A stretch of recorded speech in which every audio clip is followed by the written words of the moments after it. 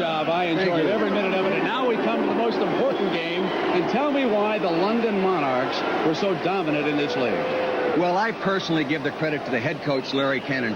He did a super job of coaching and even a better job of drafting with 15 of his picks, making the all-world team. Then it came to the supplemental draft, and he picks the league's most valuable player, Stan Gelbaugh, a quarterback that clearly dominated that position in the league.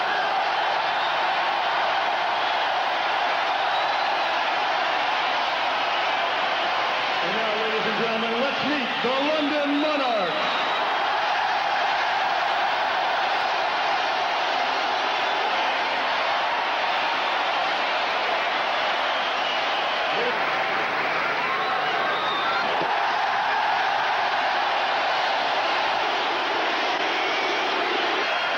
Well, Stan Gelbaugh was the star of this Monarch team. He was the league's offensive MVP, unanimous first-team all-world selection. He led the league in every significant passing category. He threw more touchdown passes than anybody, 17, and he threw for 300-plus yards 5 times in the new league.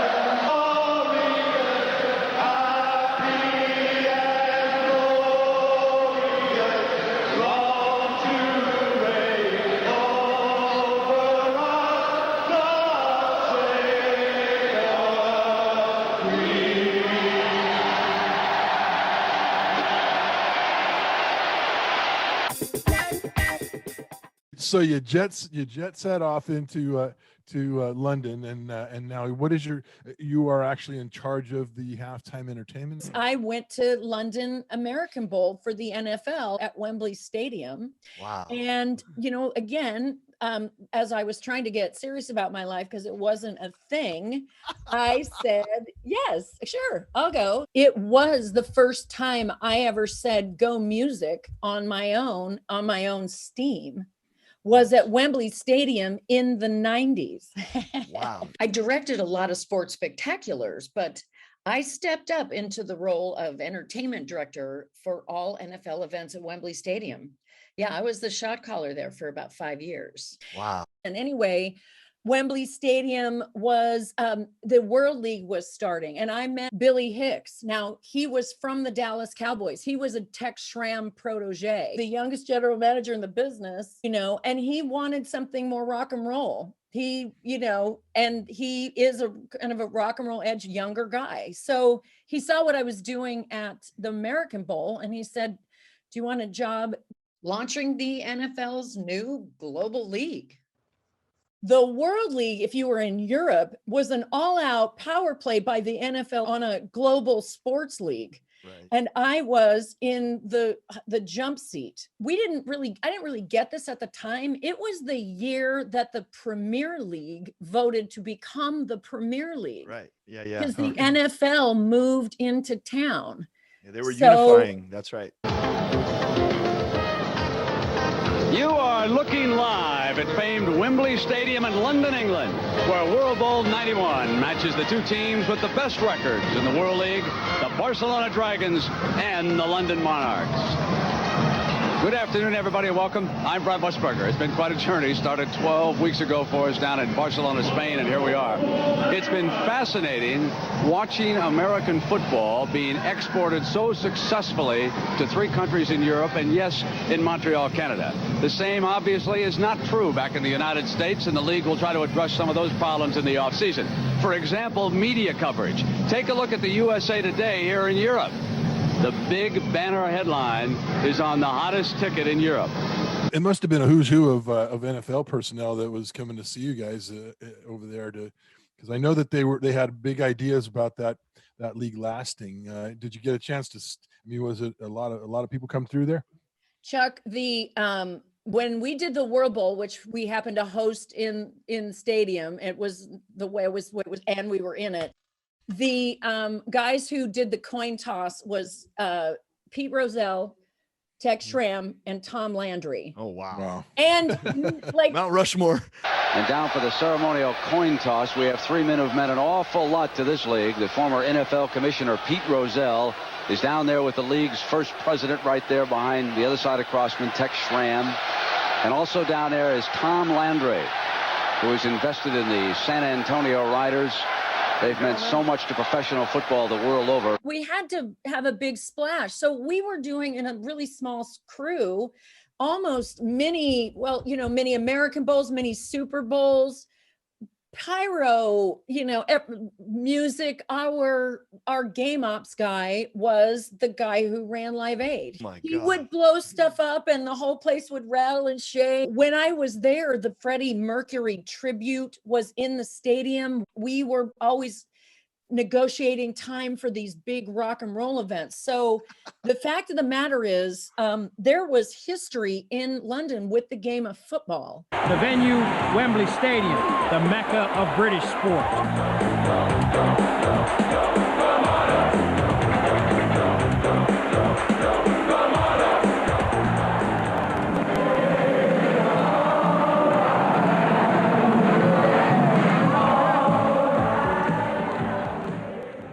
I think I was kind of just trying to, the idea that there was no assimilation for you guys. You were not trying to assimilate to European fans. You were American. You were giving them the gift of America. And I didn't ask that question, but that's what I was going to hit. I mean, that is amazing. The brashness of, you know. So I really was charged with creating the great American football event with a rock and roll edge. But I came to the table saying this has to be it's got to feel like a 25-year tradition when it hits the field. So everybody that is a coach can relate, and we will have people that'll listen to this from that perspective. But the nuts and bolts, when you come into a situation, it's the nuts and bolts. You go to your foundation and you build the foundation. And then winning comes along at the, you know, but if you don't do that, it sounds like that's exactly what you did. I've been lucky enough to see some soccer in the British Isles, and there is no cheerleaders. It's very different situation. And how did they react to your entertainment? How did they react to that part of the game? The sports world was sure watching this league, but also how the world reacted to a sports spectacle.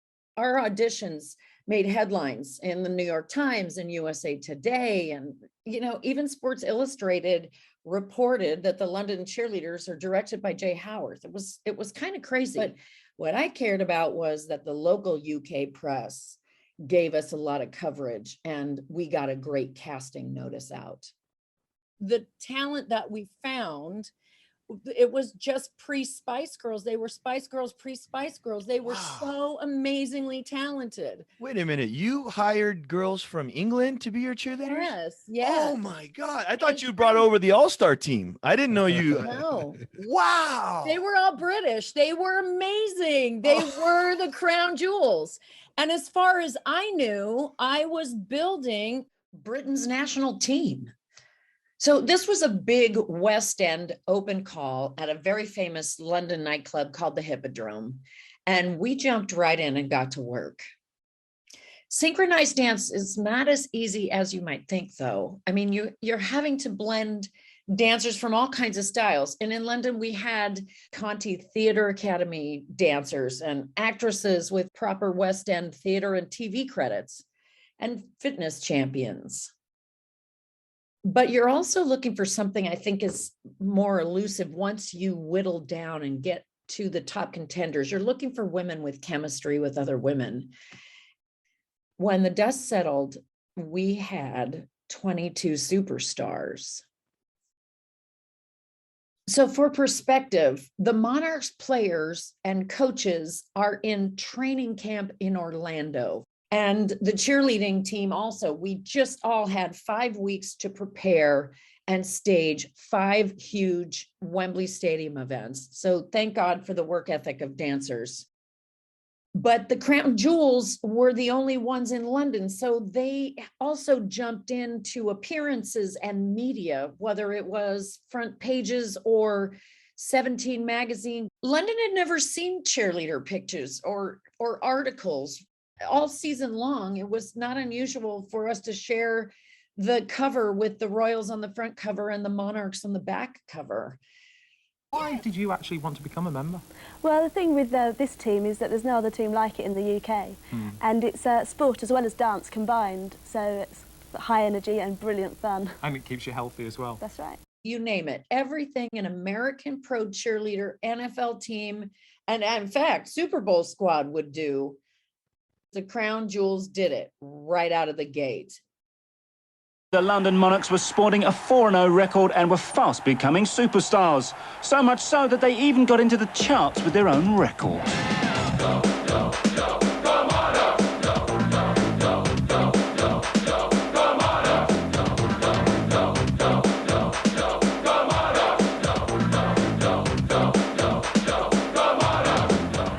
You know, it was funny.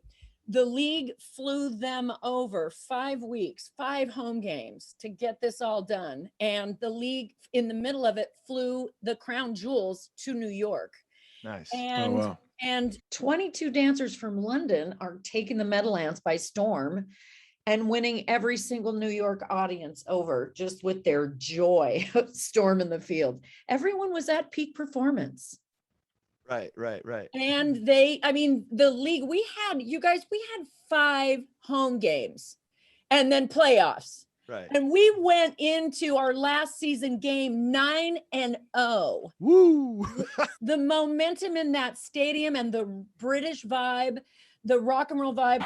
The Monarchs were 9-0 and looking to go undefeated for the season. These people enjoy their football. When we went down the field early, gold hats all over. I'd like to have the concession.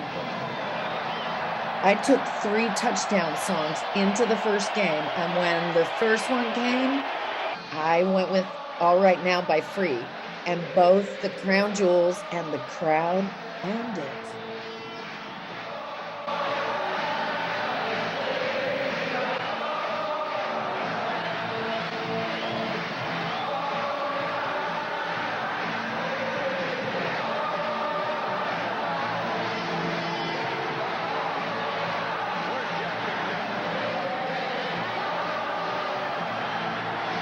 We used music to basically teach the fans about the game and created these football traditions and music that you had to get it right for really didn't London. work today.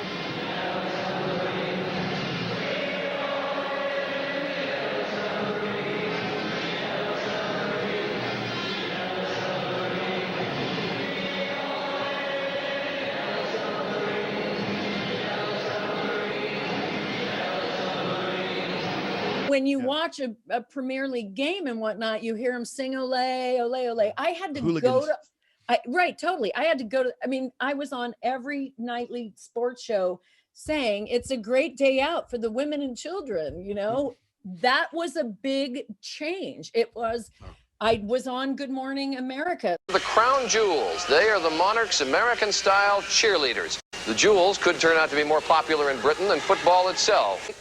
And joining us this morning from London is the Jewels' American-born coach and choreographer, Jay Howarth. And one of the Jewels, Jody Scott, is also joining us. It's good to have both of you with us. Jay Howarth, you're the transfer here. You're the transplant, having been put over there. What did the British make of all this? Well, I think that they're starting to really like it. I mean, the games are amazing. And I don't know if that's because of the music and the entertainment and the spectacle, or because they're falling in love with football at the same time. The Brits are known for some rowdiness when they're at sports events. How do they react to the women on the sidelines?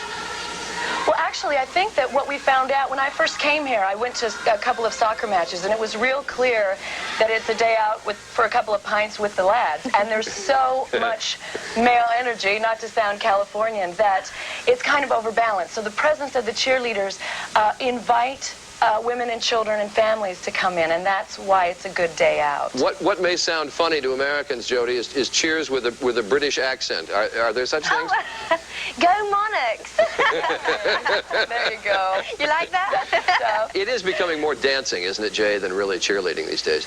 Well, in a stadium the size of Wembley, you've got 22 girls. There's no way that those voices are going to carry up into the cheap seats. So we use music, and music is leading us. But we try and use pieces that actually editorially comment on the game, unless it's a good time to just have some fun. All right. Well, Jay, you're sweet to join us. And Jody Scott, thank you for being with us. Good luck to both of you, and thanks for being here. Thank you. Thank you, Charlie. And good luck to the Monarchs as well, and to the Crown Jewels. It is 17 minutes before the hour. Dr. Tim Johnson from Good Morning America. Jay, I'm trying I'm trying to sense the fear and the anxiety from this effort. It doesn't sound like there's any, and I want to know about that. How do you go over there? I'm doing this, we're doing that. This is how it's going to be, and not have one doubt, one little devil on your shoulder saying, you can't do it. You can't do it. I was just like any young coach, and I got to go do it how I thought it should be done. Where does that come from? That's what I want to know. Where does that come from? It's a zone. I knew my game. I knew my stuff. Oh, that's cool. There's only one place. I was not guessing. Well, that must have been the boys club plus it on was steroids. Unbelievable. It was the boys club on steroids. The alpha. It was totally, but I will say I didn't pull any punches because there was no time. I'm not guessing line is the soundbite of all time in my heart. That is amazing. I mean, that's what I want to teach my female athletes. That's the way I want my daughter to act. That is, boy, I hope that comes out good because I'm going to cut that up. That is beautiful. I'm not guessing. That's why I'm not nervous. I'm not guessing. That's badass. Yeah, I was earning my spot. I was earning my spot. I think Chuck and I would be very calm and cool in the World Bowl. I think we could coach that game. Now I understand that I could walk right on that sideline and do it. Chuck would be right by my side and we would win it. I can tell you this, Tom. When I got to know Jay a little bit and talked to her about these things and got to know her a little bit better, she was the only female that I ever thought she could come coach with me. She could coach with us. And I don't mean that that's not in highest regard. I don't mean that we were something special. But as far as a woman who had that championship pedigree and could think on her feet and move. Well, Chuck, there is nothing more intoxicating for sports fans than victory.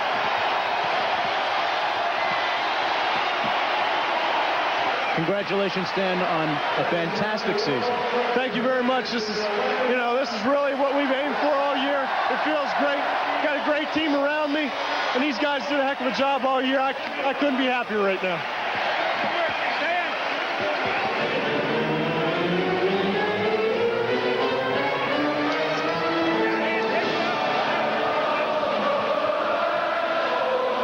Now the traditional walk around the royal box.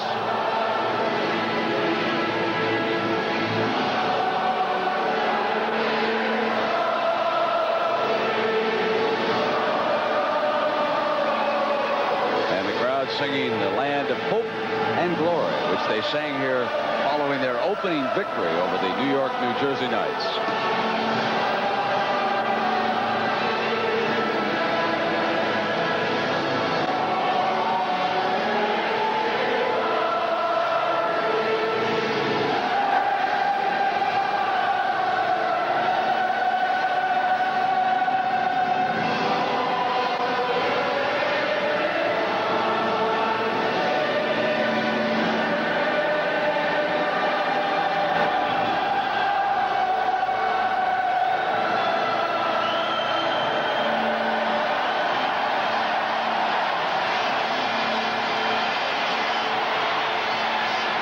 This season in London with this team of badasses put me on the map. I mean, who gets to be so lucky to play clean at Wembly Stadium?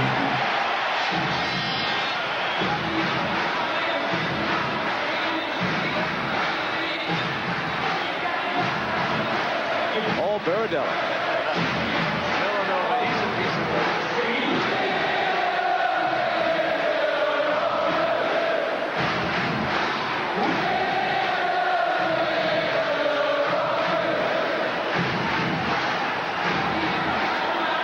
Take the victory lap in the stadium.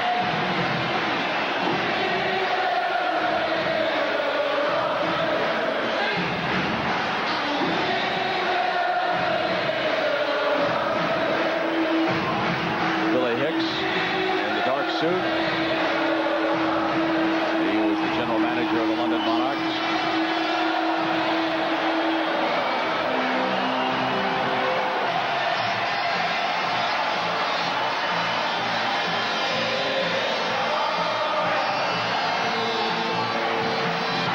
It's nice to see a winning team celebrate with the fans. I think sometimes they go down inside of the locker room and the fans in the stadiums don't get to share what they're experiencing here in London, which is really a nice moment here. Well, many of these players have made it a tradition of after the ball game going around and staying late and visiting with fans that are still in the stands, and they've developed a real camaraderie and a real warmth between the organization and the fan that buys the ticket.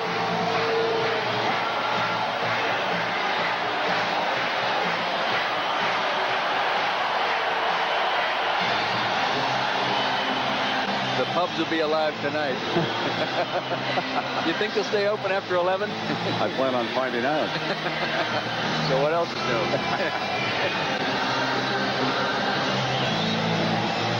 The globalization of American football is underway.